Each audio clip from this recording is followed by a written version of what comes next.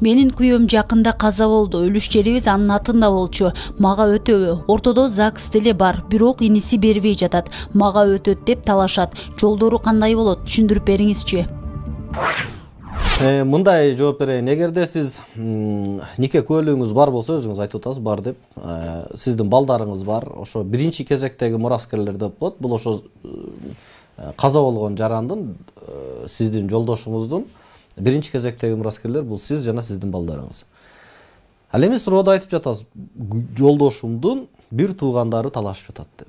Жок, алардын талашканга укугу жок болуп калат. Анткени мыйзам боюнча алар экинчи кезектеги мураскерлер болуп саналат. Экинчи кезектеги мураскерлерге мүлк качан тиет? Кандай жагдайда тиет? Демек, силер баш тарткан учурда, эгерде сиз жана сиздин балдарыңыз ошол жолдошуңуздан калган мүлктү баш тартсаңыз, алуудан баш тартсаңыз, анда экинчи кезектеги мураскерлер, демек бир туугандары алганга аларга толук укук пайда болот.